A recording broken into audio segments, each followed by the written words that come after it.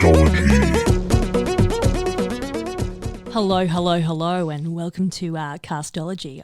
These husky dulcet tones are from a woman called Brittany Taylor Hetherington, and I am commandeering this ship today. I am a pirate. We are going to traverse the seas. But first, a little about the podcast.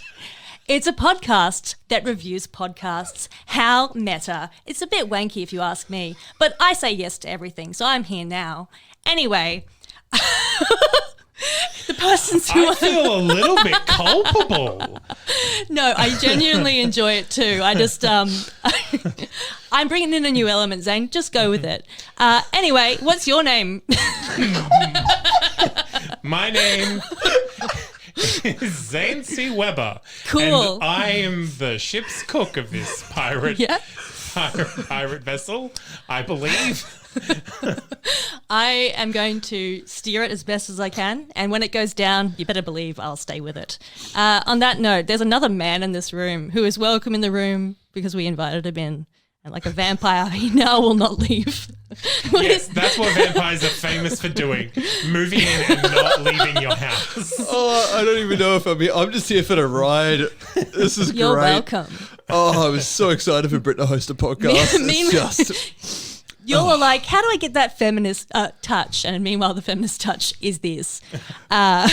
I don't think I thought any of those things. I'm a lowly bystander on this road, but And what's your name, weary traveller? my name is Harry George Wallace, and boy howdy, here we go.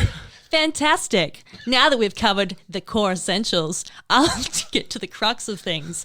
So last time we were chatting about our podcast recommendations. We're going to touch on those, and then we're going to recommend new ones for next time. Hope you brought a notebook. Anyway, so the last ones that we recommended, I recommended articles of interest. I'll touch on that in a moment, though, because I want to put Harry in the spotlight.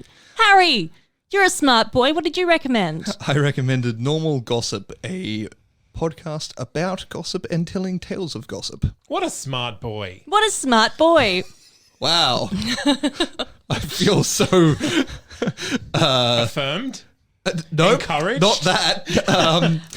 Seen. Okay. But you are... Seen by someone you don't want to be seen You by. are By like a actually- magnifying glass. It's burning me with the heat of whatever this is. are actually a very well-read person, though, and I believe you chose this particular podcast to be for me anyway, so it's more reflective of that. I did choose this for you because I know Yes. you are a connoisseur of trash. I love trash. I am a raccoon, and I'm very excited. Zane, Yes. if that is your name, what did you recommend? I'm not going to confirm or deny if that's my name. I Okay. recommended Ballsy History, a history podcast made by 4 female relatives, started during COVID, and it's quite charming and informative. Wow, I can't wait to talk about that. Anyway, let's go back to Harry. Harry, can you tell us a little bit? Well, it was your podcast, but your thoughts on it, and then I will tell you how you're wrong. About the one I recommended? Yes, Or should we perhaps recommend some new podcasts first? we could do that. Thanks, Zane. Thanks, Cook Zane. You're welcome. So what are you recommending today, Harry?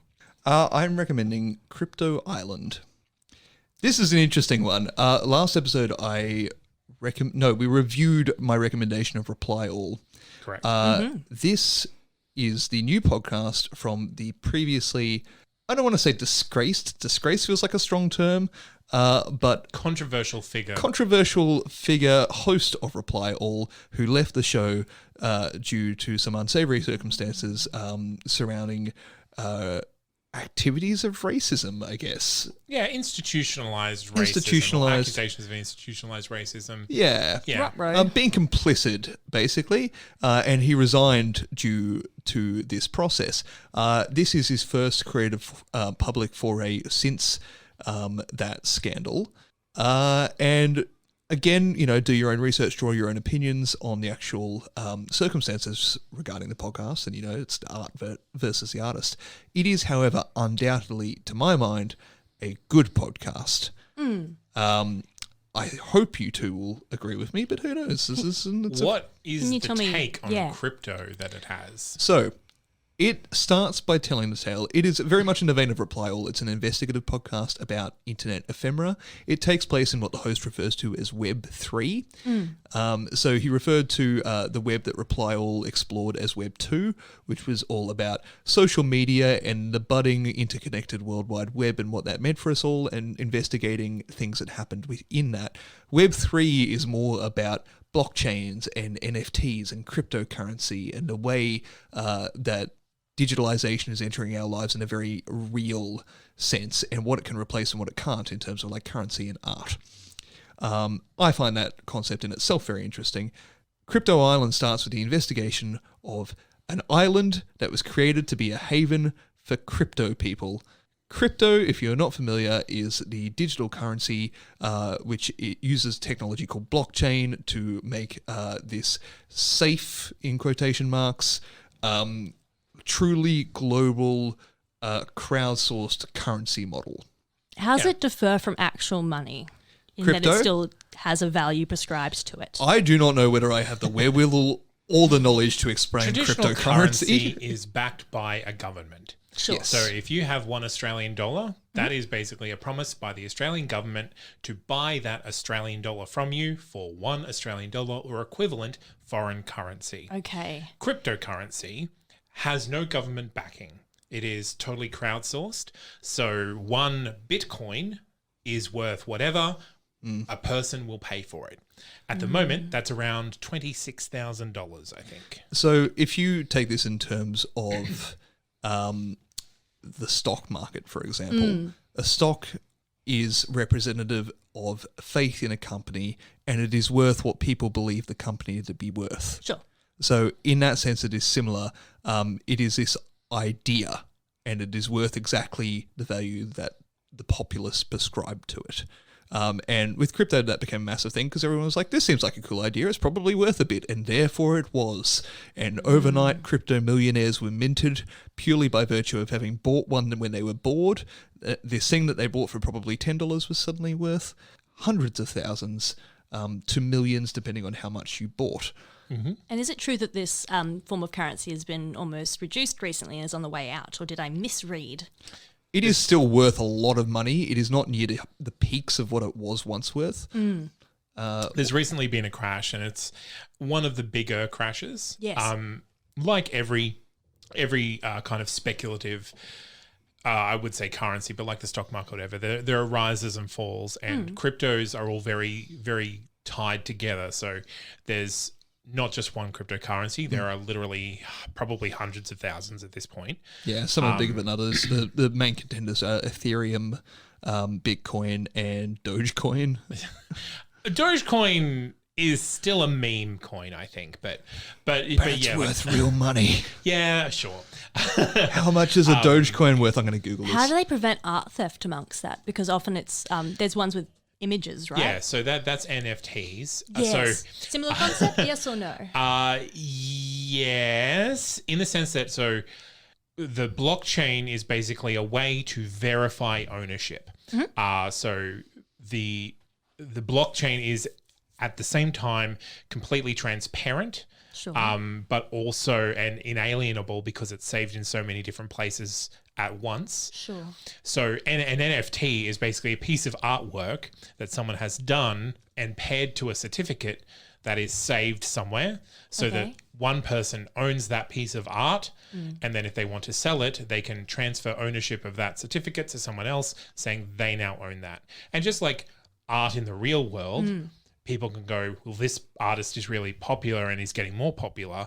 I'm going to buy their work in the hopes that it will then appreciate in value and I can sell it. And how does that, I guess, transverse the medium in that, it's got a monetary value to a picture form, but it doesn't necessarily guarantee ownership of the real world item?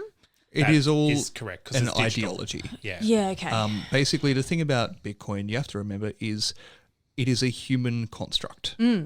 Like money. Like money, but that does not mean that it doesn't affect things in a very real way, Sure. Yeah. like money.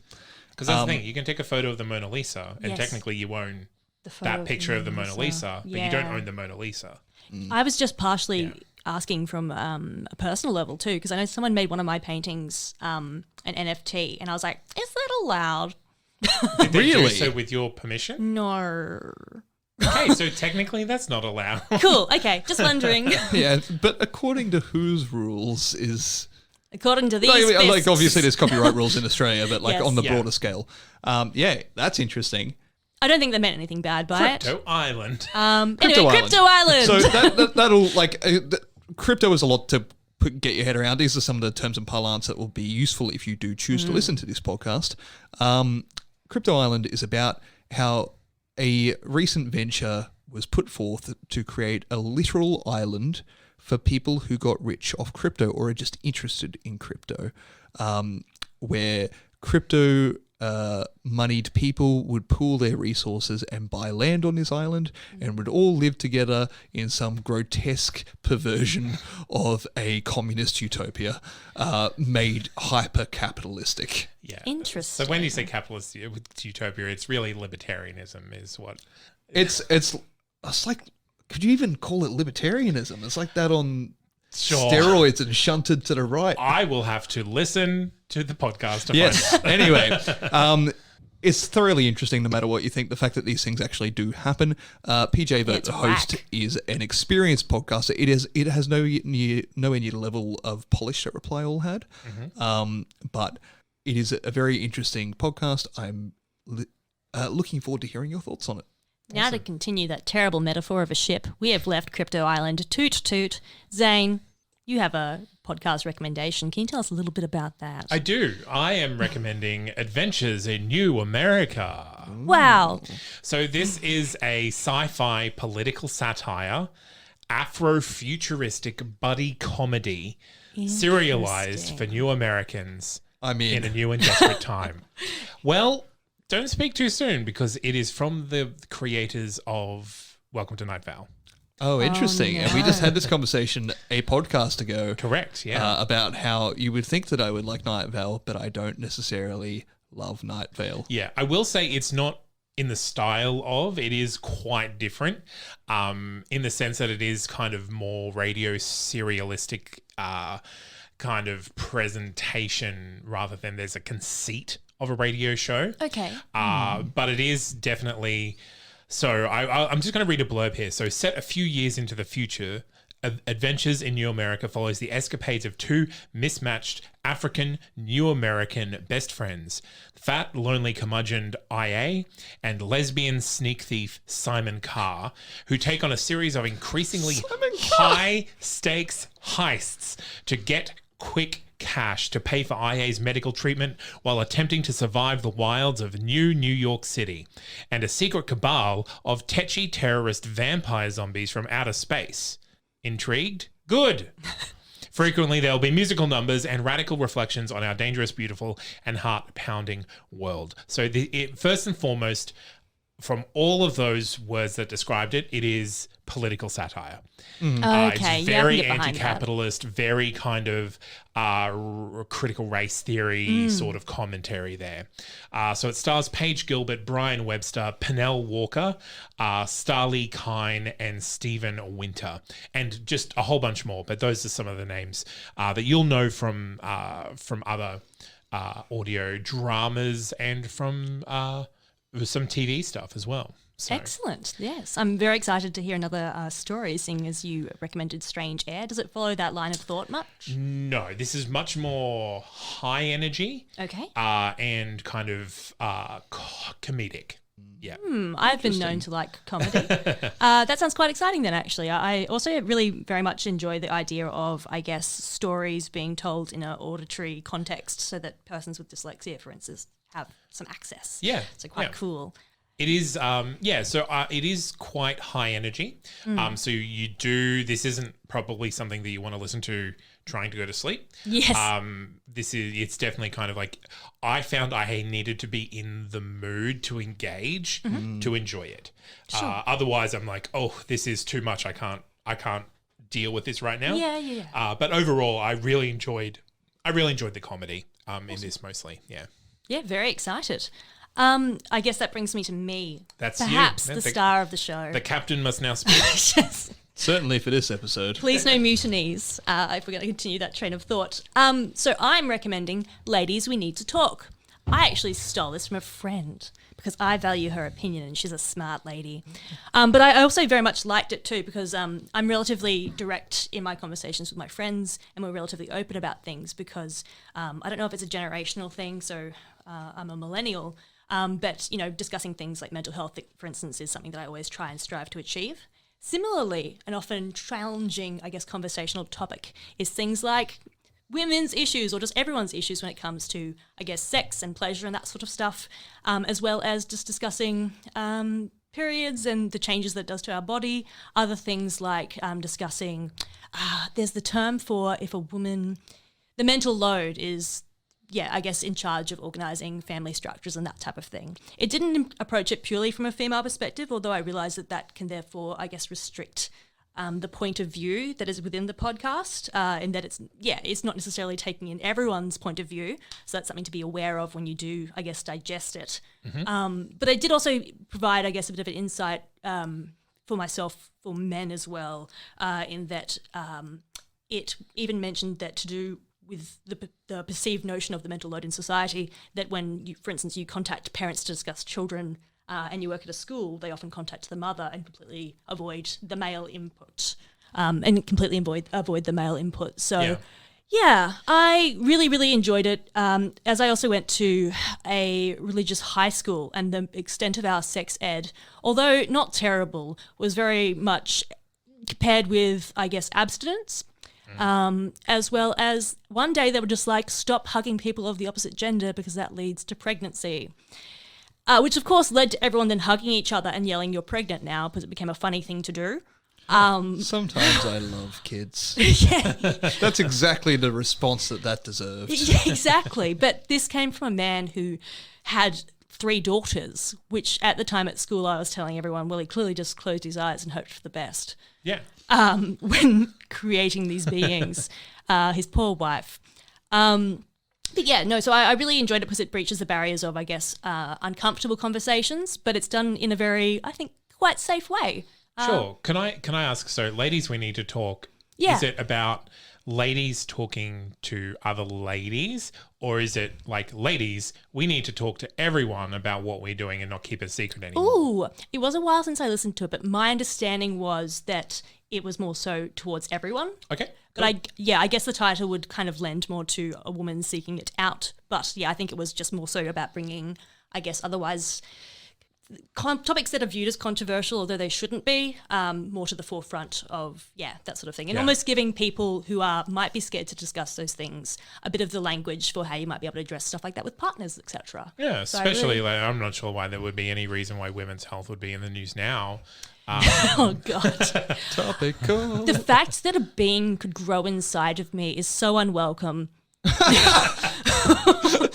Very invasive. Honestly, I think it's come up a couple of times in the last couple of months. I was speaking to people like the actual, like the potential for body horror around pregnancy, and how that potential pregnancy is body horror. But that's the thing; it's not often explored in narratives, except for like if a woman who is pregnant has a nightmare and is like, oh, I had a nightmare that the baby didn't like me.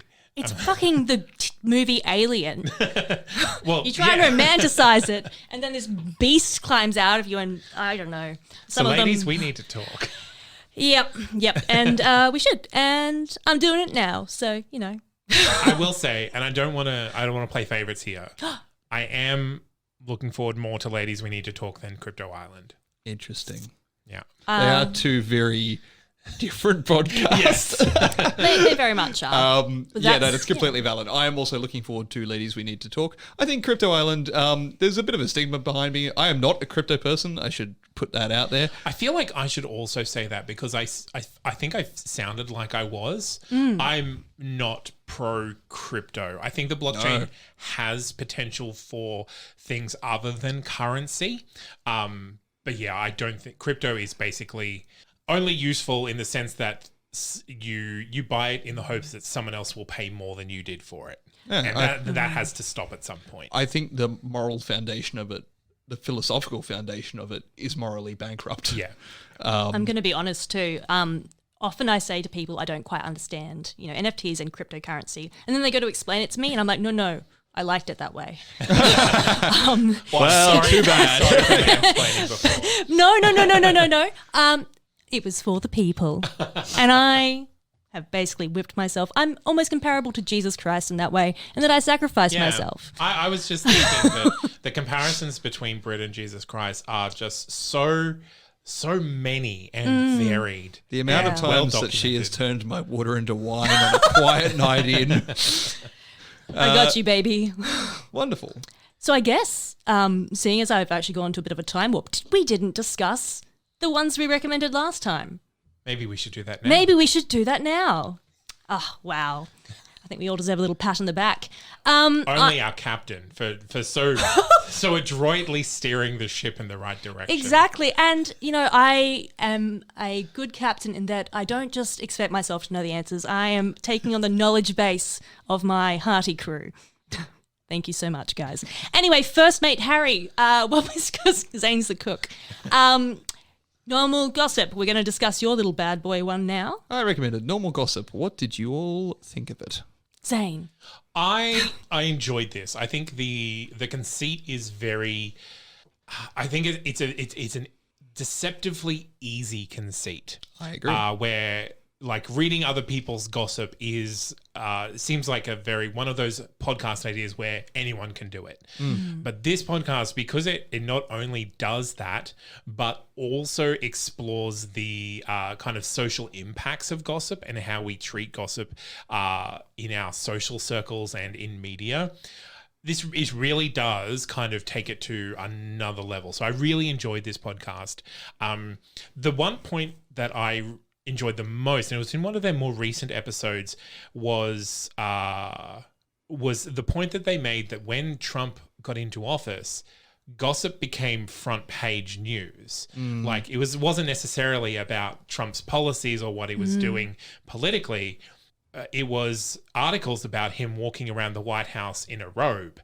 And not knowing where the light switches are. And like, that's just gossip. And it's like, that is just gossip. It's such a horrific thought. I hate that so much. And that's why it was made front page news, because it became, suddenly everyone was focused on this one personality and wanting to know all the sins of this one person. And I think, so it's really interesting kind of examination, not only of the guilty pleasure of gossip, but also examining how we use it and how it uses us a little bit. Yes. After that very eloquent point of view, do you think all of him's tanned or nah? Nah. Okay. Oh, God, no. I was just trying to visualize it. Like, I was horrified, but I wanted to make sure I was correct. I think there's been so much on the face that it's actually like a bit of a Jackson Pollock and it's all dripped down. Oh, yep. I don't like the visual, but I do at the same time. That's a very interesting take. I especially, the fact that you chose it for me made it feel a bit special, and I welcomely accept it, because it followed in that kind of line of thought where I love trash and I love gossip, but not when it relates to things in my immediate circle. I'm a very stressy person. I don't like making people sad, even though I like shit-stirrer humour. It doesn't make sense. But at the same time, it was enough of just cheeky stories, kind of like you're sitting around with people at a party, but without any of the repercussions of knowing anyone. I was a bit concerned, however, because they did mention actual first names, I'm pretty sure. I guess, unless you know the hosts, I guess they're submitted stories. It probably doesn't matter too much, especially when a lot of the names were generic white girl names like Maddie. But it still, I guess, made me cautious that probably shouldn't be something that they are including. Because I think someone was called Bailey, for instance, and that is more of an uncommon name. So, it seemed like it was a bit too close to home. It was really eye-opening in terms of how fast information can travel now with social media, though, in terms of the passing on of these stories, and how it is way more outside of your immediate social circle. It was the host was a very good a very good person at getting through the story, and they brought in secondary, guest hosts, which meant it was a little bit hit and miss at times, depending on how well they mesh. That being said, though, I think the main female host was energetic enough to still try and carry it through. But it was just something I was also aware of, where sometimes I was like, that's not working for me quite as well.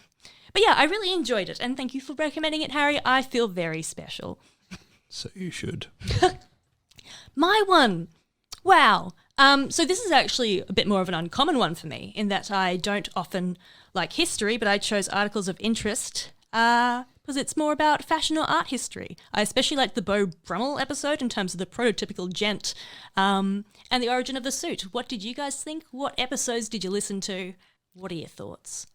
I intend to consume this entire thing. I've Oh, listened to a awesome. few of the episodes. Yeah. 99% Invisible, high quality research, high quality presentation. My favorite episode so far is the wedding dress episode, which I believe is the final episode. Oh, okay, episode yeah. 12. I'm listening to them in reverse order. And yeah, so again, like, just the way that white people have wrecked culture by just Yeah. removing all interest from it. Just like, white dress, please. And the idea of it being pure and you're given away. Yeah, and also how everyone needs to be at your wedding. Your wedding is for your family and not for yourself. It's so grotesque. it's really interesting examination of fashion and its relationship to culture, I find. Yeah. Absolutely. Yeah. High recommend. This is a very well produced Zane podcast. Oh, Yeah. maybe we're not so different after all. Well, Today there is we're peace. not. Today there is peace. What did you think, Harry? Yeah. I also enjoyed it for many of the same reasons. I love a well-reduced journalistic podcast or a history-based podcast. I really like the idea of this. I have for a little while been interested in the idea of, fashion as politics and fashion as an environmental issue as well. Like fast fashion type stuff. Fast fashion being but also the production of fashion and how that runs the world. I am really enjoying it. I also intend to consume the whole thing. I also listened to 99% Invisible before I listened to this. Yeah, I'm 100% on with what Zane said, I think. I don't think I've got much to add. Have you heard the suit one yet? Because it genuinely makes me so sad because... Not yet. I do look forward to it. Yeah, I regularly go shopping with one of my best male mates, Lance, and we kind of do it shopping with each other, so it's not like me being like, I will guide you the way through clothes, because he's a very fashionable man. But it's just fun because we very much push each other's boundaries, where I'm always like, let's go a little bit gross. And I'm like, I know you'll hate this. And he's like, but I'll try it. And he does the same sort of thing for me. But it just makes me very sad that, you go to the men's section and it's like, here are some suits. Suits are a classic. I love a suit. All earth tones. All earth tones.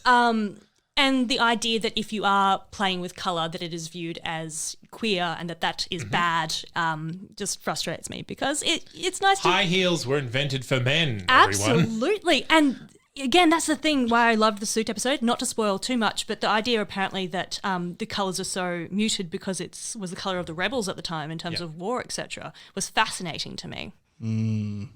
I will say, just on this note, I have always been jealous of women's fashion. Yep. Except for the pockets. And except for pockets. Yes. Yep. Yeah, we just had to take that one from you.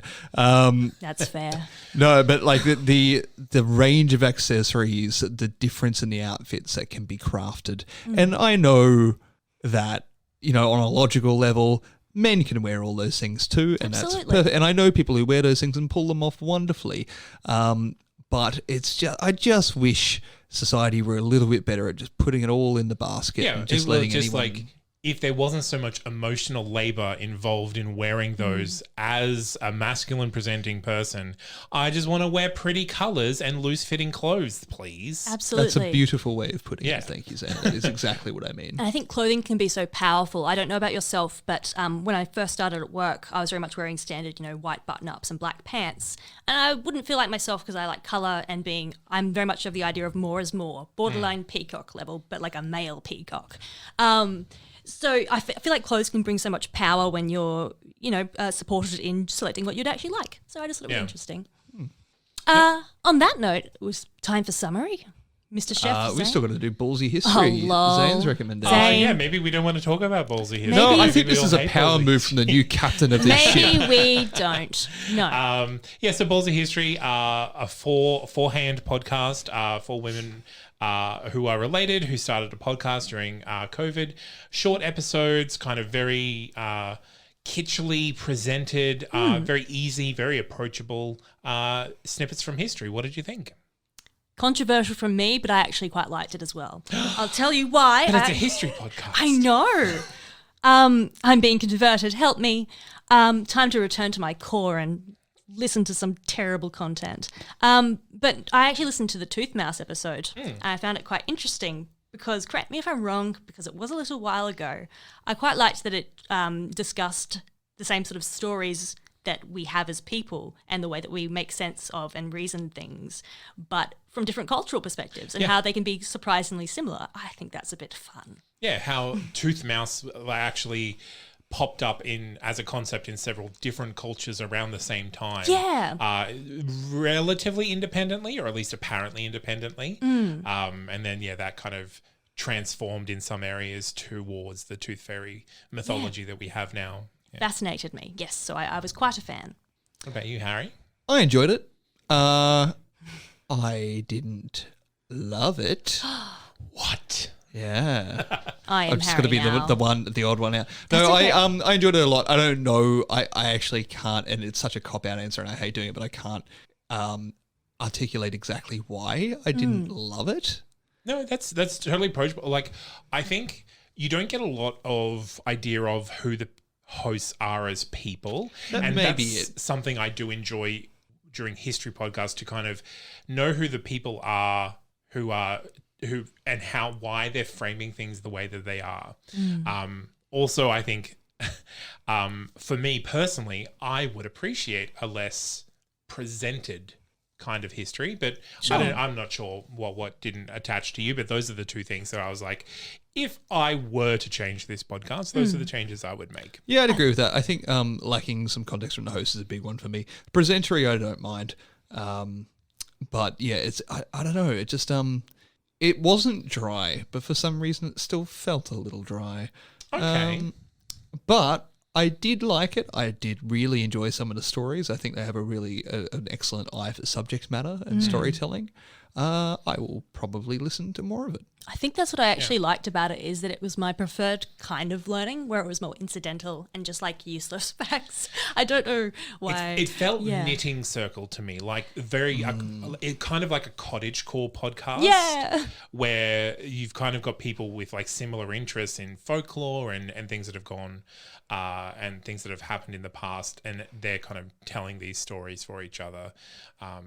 Again, a little bit separate to what I would usually listen to, but I really liked the concept, and so I thought I would bring it because, again, I was hoping to appeal to the more let's say raccoon-esque members of the podcast. This episode, just you guys stop it. I'm just I trying know to find you're- a middle ground between what I like. That's you, Vying- Trash Goblin. vying for my attention. The Trash Goblin thanks you. I feel very special. On that note, I guess that would give us a time for a little drum roll summary. Is that fair to Yes. say? Great. So we have been your hosts for Castology. We have a website that we sometimes relate to that. Zane, can you please tell us the website? It's that'snotcanon.com/castology. And there's a lot of other great podcasts on that network too. Perhaps we'll break some more down another time. That would be a bit of fun. We have been your hosts. I am Brittany Taylor Hetherington. To my left is... Harry George Wallace. To his left is... Zane C. Weber. My goodness. You have been listening to a podcast about podcasts. You're a bit of a wanker, but I love you anyway. See ya. Bye. Keep listening to them.